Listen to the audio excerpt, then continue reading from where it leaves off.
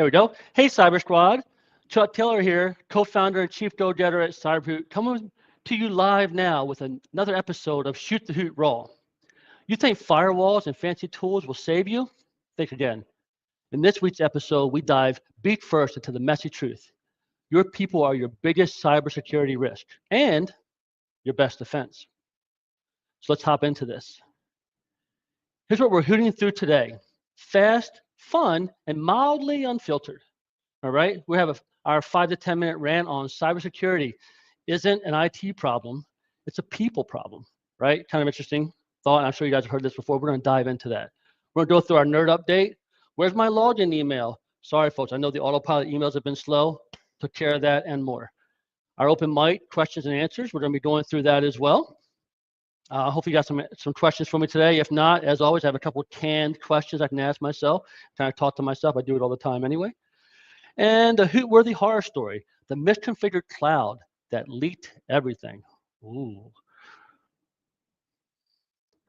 All right, buckle up. This week's topic might sting a little bit, but it's that good kind of sting, right? That good kind of pain. It hurts so good, right? I think, who was it? John Creed Mellencamp, hurts so good. I think that's the song. So cybersecurity isn't an IT problem, it's a people problem.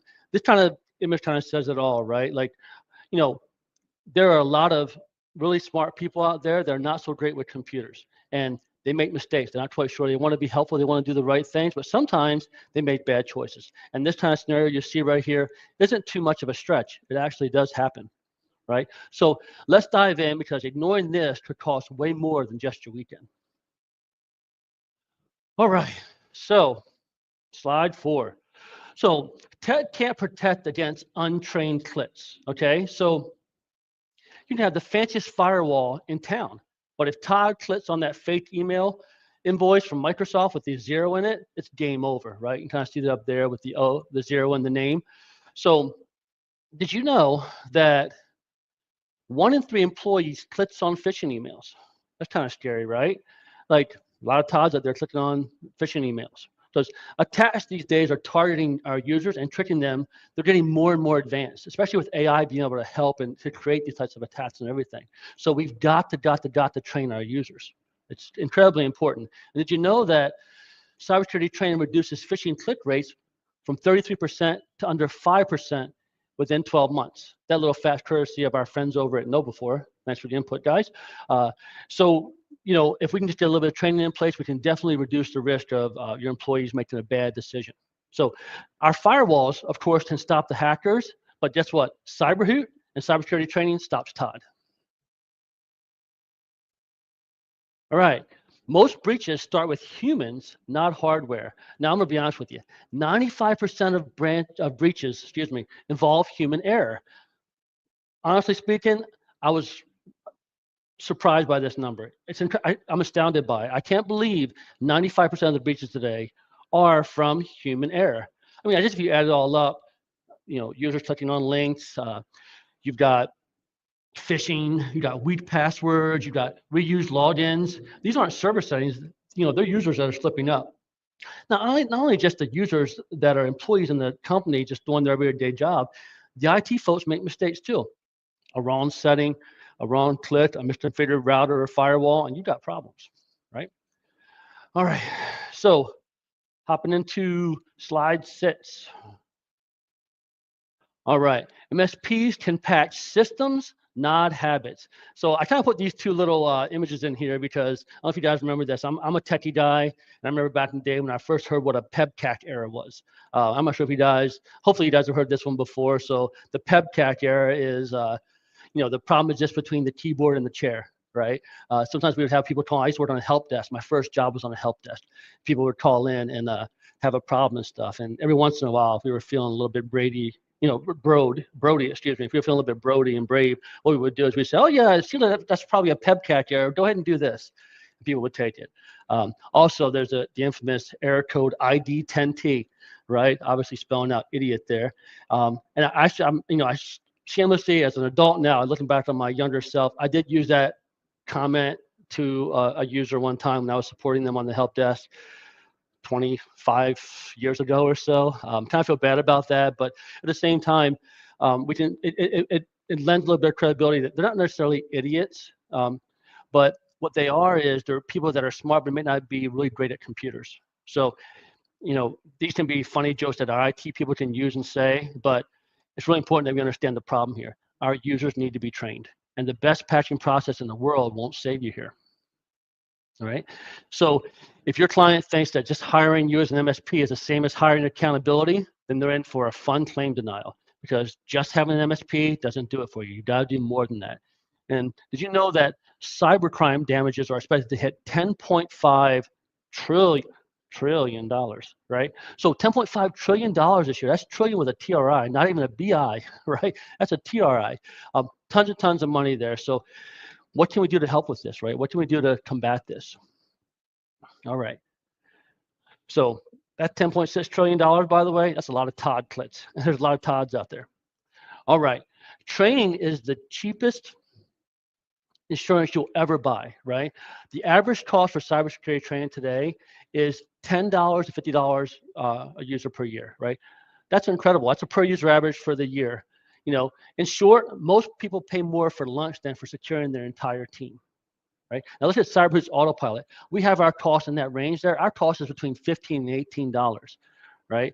And not only that, our Autopilot, not only is it very affordable, it makes it easier than spelling cybersecurity correctly on the first try. It's simple and it's easy to use. It makes it affordable. Now, cybersecurity training is so affordable today, and Cyberhood can keep itself on that lower side of the range, not because we're cheap, not because we do a half-assed job, but because what we've done is we've designed our systems, our processes, and everything we do to be as efficient as possible, which keeps our costs down.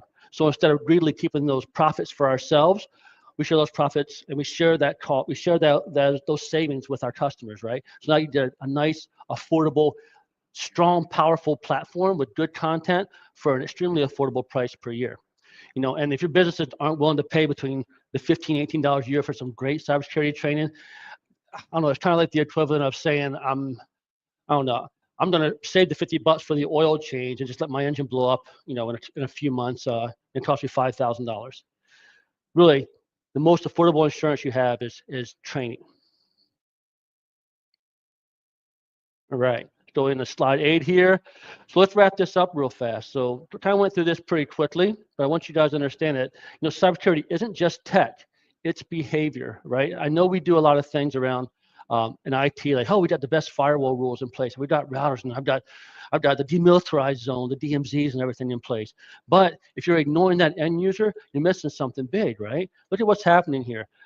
Everything can go into chaos. Now, honestly, you don't really see this actually happening in the office. You don't see the sparks coming out and everything. But what you do see is when those red alerts start going off and problems, and next thing you know, Sally just transferred $1 million somewhere she shouldn't have. It's a problem. So if your people aren't trained, your tech doesn't stand a chance in this instance. Firewalls, they can't fix clits. MSPs, your patching systems, as great as they might be, they can't change the staff habits. Most breaches start with humans, not hardware. And training, cybersecurity training is your best human firewall. We've got to invest there. All right, so let's hop into our nerd update. All right, let's see what slide. We're on slide 9. So our nerd update, what fits the stuff that we have out this week? Let me grab a little sip from my Cyberhood mug. Okay, so our nerd update, our fixes and updates. So one of the things we did was we added notes on how to restore synced users in Autopilot, because restoring synced users shouldn't be as confusing as defusing a bomb blindfolded, right? It should be pretty obvious. We updated pending assignment messages during simulations. Now your admins actually know what's happening and which is progress, right? We're doing better, right? Before, these are just simulations, so only affect your admins, but important you guys know where you are in the process. We merged user compliance data more accurately. Oh, I guess anything worth doing is worth doing right, right? Performance and enhancements, faster login emails for Autopilot and public site users. All right, this is important. So now our login emails are actually moving faster than Todd running away from cybersecurity training. And this kind of goes in with the second piece there, to sync user roles to a new centralized table. Now we have all of our user roles in one central place. No more digital hide and seek. So give you guys a little bit of an insight. Our Autopilot emails, they've been slow going out. When you go to log in to Autopilot, you put your email address, you want that magic link to come to your inbox. It's been slow. I'm not talking just click on it, wait. I'm talking click on it, go grab some coffee, come back, and you might have it in your inbox then. Well, we've solved that effective, I guess tonight. So guys, we're pushing that solution out tonight everywhere. So what we did was before, to let you know how it was working, is you put that email address in, we would search hundreds and hundreds and hundreds of deployments to see where that email existed, what you had access to, and then send you a link to whatever you had access to. What we did instead was moved it to a central location so we know where every user, every email address, and every role they have across all of our deployments. We can get it all in a very, very, very fast query, which means the email comes to your inbox a lot faster. I would dare to say within like 10 seconds or so. So a lot faster. Hopefully you guys will enjoy that. And guess what? That's not the only improvement we have coming for our login. We're going to be optimizing that login process as well. So over the I'm hoping that the goal is next week. So this Thursday for staging, hoping to push out more login enhancements, which include things like remembering who you are, remembering your browser, so that when you go to log in again, it always says, hey, you're John Doe at example.com. You want to continue to go on with this session, you say yes, and you're right in. Also to include if you have access to more than one deployment, you'll now have a deployment dashboard where you can actually see all your deployments and click and jump into those. So great things coming in next week, and I'll have to follow with my developer today to make sure we're on target to release this Thursday to staging and to production next Tuesday. All right, that's our nerd update for the week. Not many things there, but very powerful things there. So actually improve the experience of our admins. All right. So our Q&A, let's see if we got any Q&A doing. So I've been asking you guys to send in questions, and no questions. That's okay, because I'm finding that most people are watching this on a recording versus watching it live. I'd love to have some people on here live. Maybe we will someday, but until then, I'll have to just ask some general questions and look for any questions you send me via Shoot the Hoot. So let's jump into a couple of questions I kind of prepared for myself, low-hanging fruit that I put out there that I can actually answer. All right, so what are cyber insurance carriers actually looking for right now, and how do I make sure we qualify? So they're looking for phishing simulations. Traditional attack phish simulations where the email gets to the user's inbox at negative reinforcement. They're looking for that, but they also will accept Hootfish, our proprietary patent pending technology that's more positive reinforcement, hosted educational training for phish simulations. Both of those are accepted by cybersecurity insurance companies, so looking for that definitely. Policy compliance and tracking. They want people to have acceptable use policy. They want people reading those policies and accepting those policies and saying, I will follow these policies. So we want to have those policies available and being tracked. Multi-factor authentication. They're requiring multi-factor authentication on everything nowadays because passwords, they get compromised all the time. And having that multi-factor authentication in place, just another level of security that cybersecurity insurance carriers we're really looking for. Now, all these things are great, but what the cybersecurity insurance company wants to see is your proof that you're doing all of these things. If you're not doing, if you say you're doing these things, everybody can just say it. Sort of like what Seinfeld was talking about, taking a reservation. Anyone can just take a reservation, right? Anyone can just say I'm doing cybersecurity, but if you can't prove it on paper that you're doing these things, your claim's going to be denied. You've got to prove it. So if you check out episode 4 from last week, where we covered all this about what cybersecurity insurance carriers are looking for in order to get you guys cybersecurity insured, and to have a claim that actually does not get denied. All right, next question. Any other questions come through? Nothing yet. All right, next question. How can I get my clients or employees to actually care about security training without tuning out? So this is an interesting one. Like lots of possible answers here. So the first thing I would do, the first thing you need to do is you need to find training that's more fun and entertaining, and it's consumable in smaller sizes, right? No one wants to sit through a 45-minute training video, right? They're gonna put the training video on, they'll turn the volume up if you're lucky, and they're gonna go and get their coffee, and they're gonna go to the bathroom, leave the door open, hopefully not, but they might, and then they're gonna come back and they're gonna say, all right, hopefully I can now pass this, right? So what you wanna do instead is you wanna have shorter videos, which is more along the lines with your employees' attention span. So Cyber provides 3 to 5 minute training videos with follow-up quizzes, usually 3 to 5 questions in a quiz. And we find, based upon our research and our experience and our feedback, that 3 to 5 minute window is a great amount of time for people to learn something, take something valuable from it, and remember it as well, right? 2, we want to focus on positive reinforcement strategies like Cyber Hootfish, instead of negative reinforcement things like the attack fish or traditional phishing tests that are out there. So Cyberhood does offer both. We offer attack fish and hoot fish. We offer the attack fish because that's what a lot of people in the industry still want. We're still kind of leading that charge to say positive reinforcement, hoot fish is the way to go. Maya Angelou said it best. People will forget what you said, they will forget what you did, but they will not forget how you made them feel. So how many times does a business have to shame their employee into a trick, click on an email before that employee just starts to feel uncomfortable, starts to doubt themselves, starts to feel uncomfortable and wants to actually leave the company, costing money to replace and so forth. So focus on positive reinforcement strategies like hoot fish and a more collaborative, proactive, positive environment, right? 3, gamify it, right? Let your employees share their progress with each other and even compete. Competition makes things a lot more fun. Some of the things we're doing in Cyberhood, we have our avatars for the users, right? Now we have a leaderboard that talks about, hey, this is where you are in the company. Now it's done anonymously, but it does that. It says, hey, your number sits in the company. Keep working at it. And one of the things that we're looking to do very soon is I want to put a feature in there that says, hey, I want to compete with my friends or train with my friends. And the user in the platform can send a notification to another user in the platform, a friend request, for lack of a better word. And if they accept that friend request, that leaderboard, the names will show up for each other. So you can see where each other is on the leaderboards and kind of compete with each other. It's kind of fun. Another thing you can do actually in our platform is you can run Hootfish challenges, right? The Hootfish challenges, the Hootfish is that safe or suspicious. You walk through. What we do when we go away to conferences, Cyberhood, we set up a Hootfish challenge for the conference. And it's one Hootfish challenge, and every time it refreshes, it mixes everything up as far as the indicators. And then we collect email addresses, and people go through the training. And whoever can get the training done with the highest accuracy and the fastest time wins. Usually wins something like this, like a Cyberhood mug. This thing's really awesome. I didn't realize it even had a magnetic top on the Yetis. So cool. But you can give those kind of things out. So if you want to turn something more into a positive thing and do some more fun stuff with cybersecurity challenges, is do something like a Hootfish challenge for the business. And MSPs, you can talk to the business and say, hey, these are ways you can do this. MSPs, you can go out to conferences yourself, pull up the Hootfish challenge and put it out there, give away some swag for the winners, first, second place prizes maybe, collect some email addresses and some possible customers. Shows you're on the right side of the of cybersecurity training. And I've said this before, and one of the things that we're really driving home at Cyberhood, just whenever you do something in a company, you have to have a guiding light. What are we going to do and how are we going to do it? And what Cyberhood has said, we're going to do 3 things.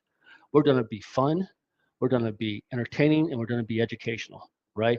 No one says that cybersecurity has to be boring, right? But no one today is going, yay, cybersecurity training. We're not doing that today, but I'm hoping that they email in the inbox from your company and they see the training, they go, wow, this is really a good training. That's what we're shooting for. All right. All right. So let's get over to our horror story, our Hootfish horror story for the week. Let's see here. Slide 11. Okay. The misconfigured cloud that leaked everything. So let me tell you a little story. There was a system administrator at a growing company. They accidentally misconfigured a cloud server, leaving an entire database open to the public internet. There was no firewall block, no protection. There was just data sitting out there exposed, sort of like, oh, a naked picture out there that people didn't see. The data was exposed. So there was no malicious hack required. Just one person, one system administrator who clicked the wrong setting. It can happen sometimes out of ignorance, sometimes out of accidents. So who needs access when Dave's got the admin access in a dream? And I know it feels like this sometimes, where you got the security guys in one corner and you got the end users, the sysadmins, and the people in the other corner, the users, right? But this is important. We've got to be aware of these things. We've got to share. So with this here, did you realize why training really matters, right? So why does training really matter? 70 to 80% of cybersecurity costs are tied to mistakes that people make. And interestingly enough, not just everyday employees, but also to the IT teams as well. They make mistakes too, right? So the cybersecurity training and also, honestly, job training are extremely important. And Cyberhood, believe it or not, can help you with both with our learning management system. We can give you automated cybersecurity training, and you can also create your own training in the platform and share it with your team. So highly recommend that. All right. And I believe that's all we have for the week. Let's see. Oh, I think we're on slide 12. That's right. That's all for the week. Remember to send your questions and suggestions over to shootthehoot@cyberhoot.com. For now, patch your systems, patch your people, Maybe hide the mouse from Dave. See you next week.